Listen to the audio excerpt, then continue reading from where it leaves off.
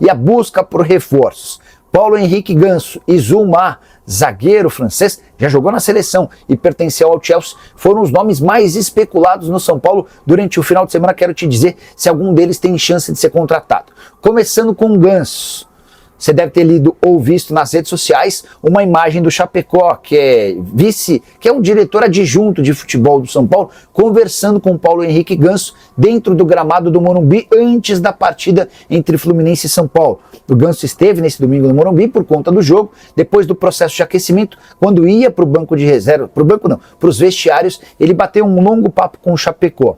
E a partir daí, muito torcedor do São Paulo imaginando que o Paulo Henrique Ganso estaria sendo contratado pelo Tricolor.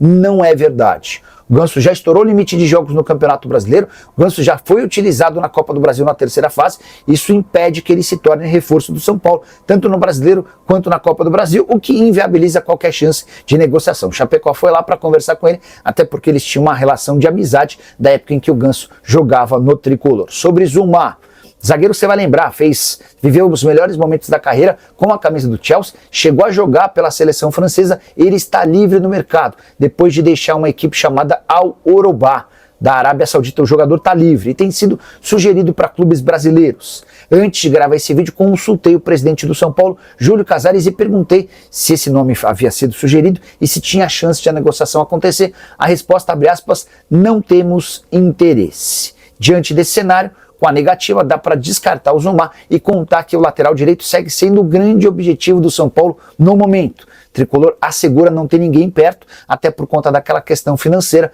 só pode ser contratado o jogador que estiver livre no mercado ou chegue a custo zero. Há muita dificuldade financeira. O São Paulo vive um momento muito bom. O São Paulo ontem, sob o comando do Crespo, conseguiu sua terceira vitória em 5 jogos. O Zubeldia teve, se não me engano, 12 jogos e ganhou 2. Não, mas aí você está tirando a Libertadores, né? Estou falando de Campeonato Brasileiro. Ah, bom, porque na Libertadores ganhou um monte. É claro que tem algumas vantagens. O Crespo pega um time, faz uma intertemporada e está focando só em jogos de brasileiro até aqui. Até agora, ele não dividiu o calendário com outras competições. Vai começar a dividir agora, nesse meio de semana. Mas ele teve muito mérito de rearrumar a equipe, redesenhou a equipe, aquilo que a gente falava do Fluminense. Ele joga de uma maneira completamente diferente daquela que o Crespo, que o Zubeldia jogava. Conseguiu fazer esse time ser muito mais intenso em todos os momentos da partida, deu uma dinâmica que a equipe não tinha e sem ficar reclamando das ausências, porque elas continuam lá. Para ele, nunca foram presenças, a não ser durante um pequeno tempo ali, no jogo contra o Bragantino, que ele teve o Oscar, e no iniciozinho do jogo com o Corinthians, né? Foi, com o ele já teve que montar o time sem eles, então não é novidade. A realidade dele é o seguinte, o que eu tenho? Eu tenho isso aqui, vou trabalhar com o que eu tenho. Não vai dizer, porque eu não tenho o Lucas, porque eu não tenho o Caleri, não. É isso aqui que eu tenho. E ele conseguiu fazer o time jogar, o time ser intenso, o time ser competitivo, o time trabalhar bem a bola com o material que ele tem. Você achou? Ou vocês acharam? Eu gosto muito do Ferreirinha, eu acho um jogador tecnicamente diferente, que tem o drible, que tem a ginga, que pode talvez não ter essa intensidade, assim, essa coisa do físico, de trombar com o adversário e tal, mas com a bola no pé, né? tem qualidade técnica. Tem qualidade, ele quebra a linha de marcação com um drible curto.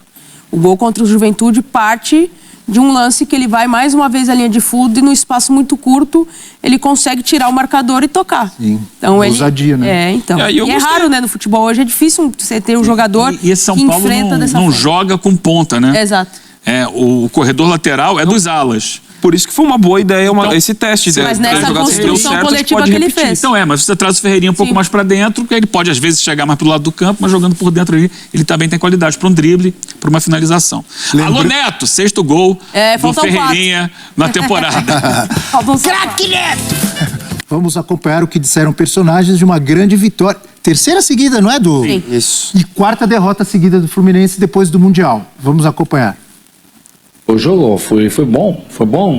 Eu sou muito contente por os atletas, por la maneira, a forma de que jogou, por as situações adversas. Não é fácil errar um pênalti. O VAR anulou o gol e o time sempre igual. Sempre igual. Sempre agressivo, sempre com vontade de jogar bola e vontade de recuperar bola. O resultado acho que é uma consequência de tudo isso. Tem que ter aquele foco, né? Aquela concentração que a gente vinha tendo antes mesmo de ir para o Mundial. Durante o Mundial, nós estamos focados totalmente durante os 90 minutos. Eu falo por aí que a gente não pode se descuidar em momento algum, em qualquer parte do campo, porque o adversário tem sido letal contra a gente. Então a gente tem que procurar evitar que a gente tome esse tipo de gols. Mas ao mesmo tempo concordo com você, é falta de tempo para treinar, é falta de foco em determinadas jogadas, e a gente tem tomado gol.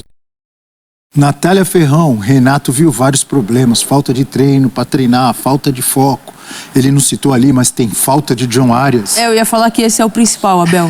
Mérito porque porque era o cara principal desse Fluminense. Mostra as deficiências e as dificuldades que o Fluminense tem encontrado para definir um time, para encontrar uma solução com o coletivo para a falta do Arias. São Paulo ontem foi absoluto.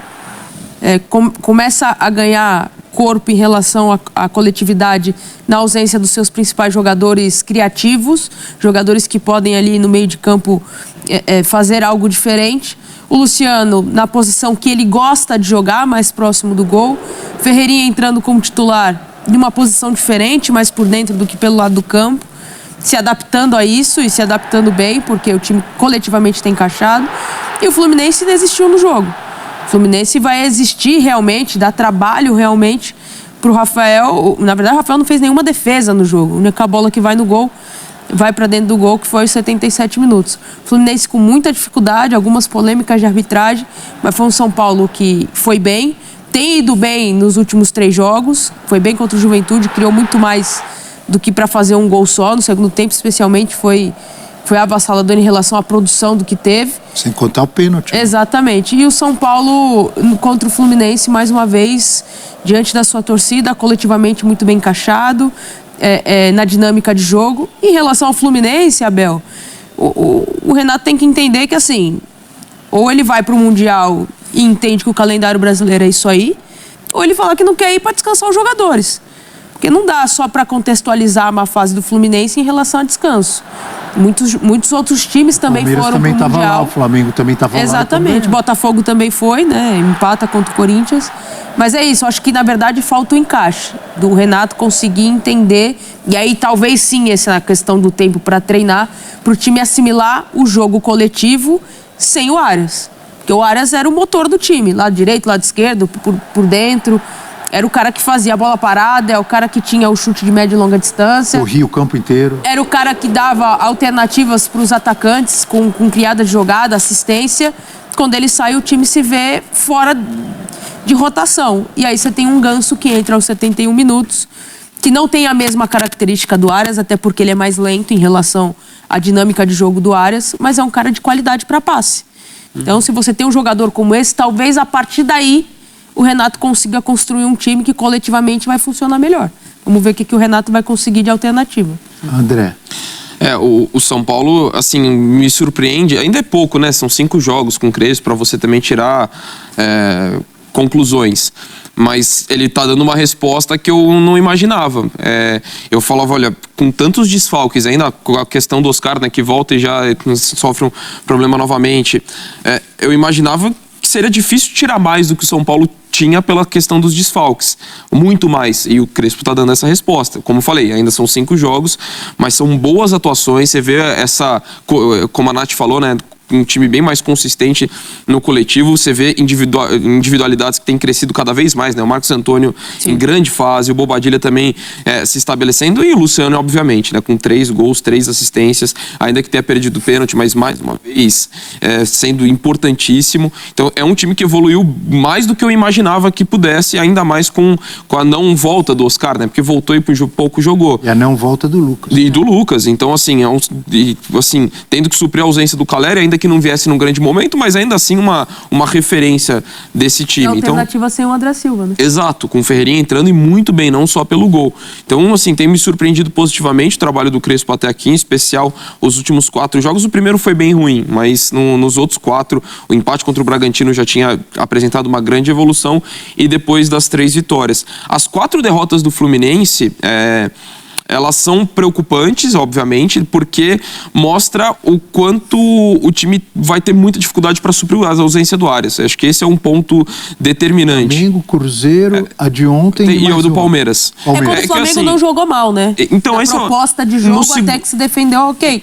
Mas falta ataque. E no segundo tempo contra o Cruzeiro também não foi mal. Então acho que em alguns momentos o time demonstrou desempenho. Só que aí junta algumas coisas. A questão do nível dos adversários. O Fluminense tinha perdido antes do São Paulo para os 3 primeiros colocados do campeonato. Então acho que isso também condicionou você ter 4 derrotas logo depois do Mundial. Pega um São Paulo embalado. Também isso acaba, lógico, não é fora de casa.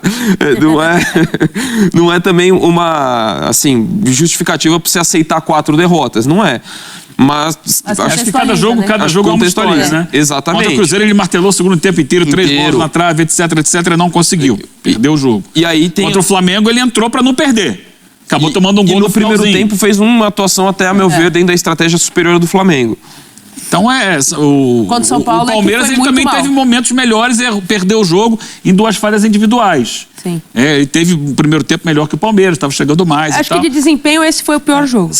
E o de ontem contaminado pelo fato de você começar a poupar jogadores pensando em Copa do Brasil, que aconteceu com outros clubes, não só com o Flamengo, com o Fluminense nessa rodada. Só que aí você já não tem um time. O Fluminense hoje não tem um time definido, montado, porque ele está tentando se reconstruir, especialmente após a saída do Arias.